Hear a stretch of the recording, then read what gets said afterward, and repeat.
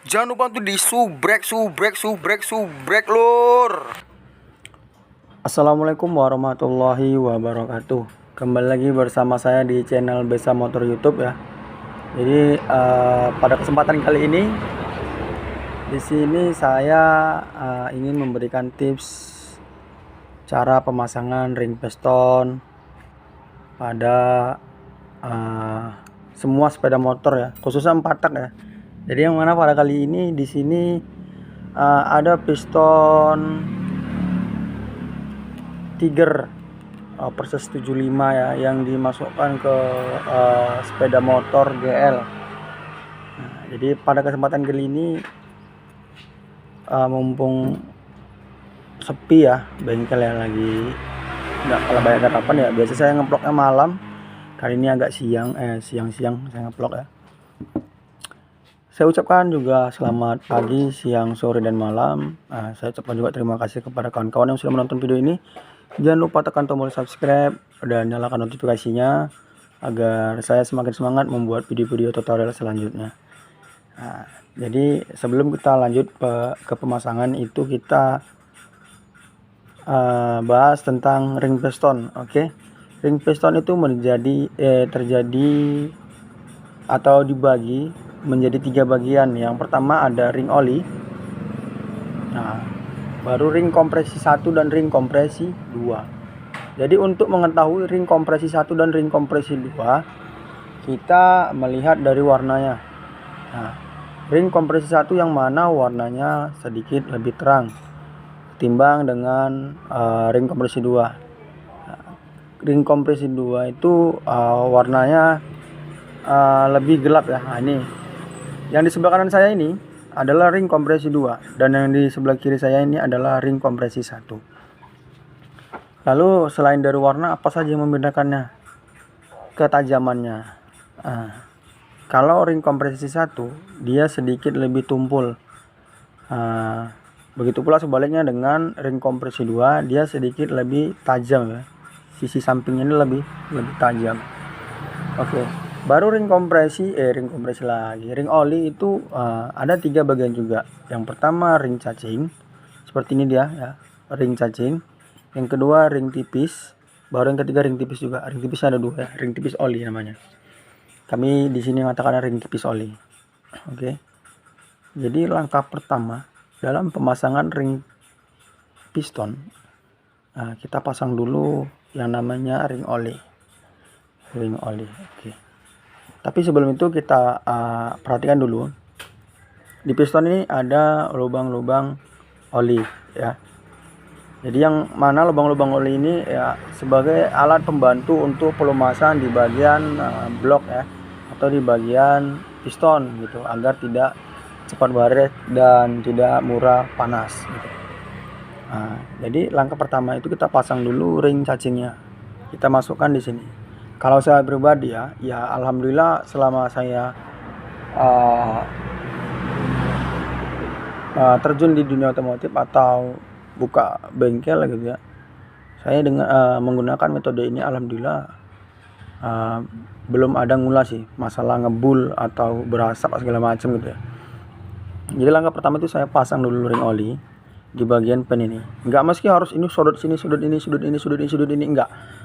Jadi kalau tips saya itu yang penting tidak putusan dari ring ini tidak berada di tengah-tengah lubang oli yang ada di piston ya.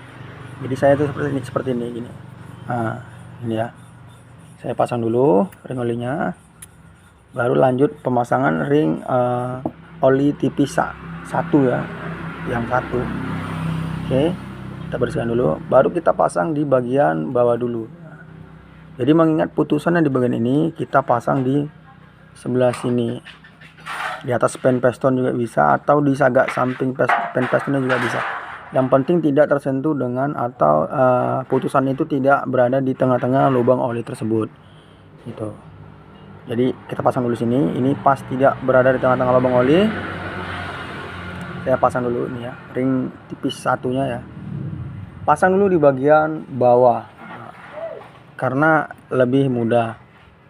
Kenapa nggak masang ring tipis 1 dulu, ring tipis oli 1 dulu? Ya karena payah ya kalau ring tipis oli satu dulu dipasang baru ring cacingnya ya susah gitu. Dan perlu diperhatikan untuk pemasangan ring oli ini agak hati-hati karena kenapa? Karena sangat tipis ya, rawan gitu. Karena apabila terjadinya istilahnya hal jadi diinginkan mau dia patah gitu. Jadi kerugian bagi kita juga. Lanjut kita pasang ring oli 2. Kita pasang sama seperti ring oli 1 tadi. Yang penting putusannya nggak berada di tengah-tengah lubang oli tersebut ya. Oke, kita pasang.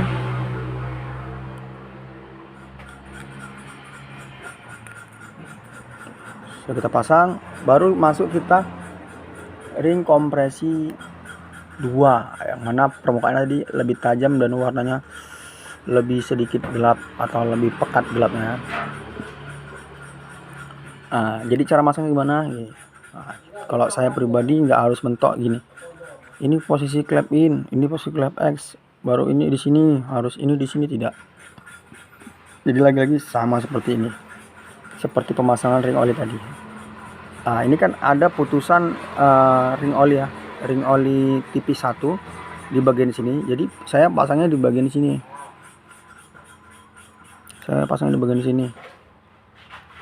Bagian sini. Oke. Jadi juga mengingat dalam pemasangan ring ini harus kita perhatikan ada bacaan atau tanda oversize-nya ya. Ini ada tanda A dan oversize 75. Itu menghadapnya ke atas. Menghadapnya ke atas gini. Ini piston berarti menghadapnya gini. Gini ya. Jangan dibalik gini. Gitu. Seperti ini. Oke. Kita pasang tadi karena putusan di sebelah sini tadi, kita pasang di bagian sini. Itu tips dari saya ya. Jadi saya rasa aman-aman saja, nggak meski harus itu di bawah sini, di bawah pas sini enggak. Saya nggak pernah masang di bagian sini, karena ada jalur oli di sini ya. Takutnya nanti terjadinya kebocoran gitu kan, masuk langsung ke ruang bakar jadi ngebul gitu. Kalau di bagian ini, karena nanti keluar oli dari lubang yang ini, lubang yang saya tanda ini ya. Takutnya seperti itu gitu. Jadi makanya saya ambil dari sini aja putusannya.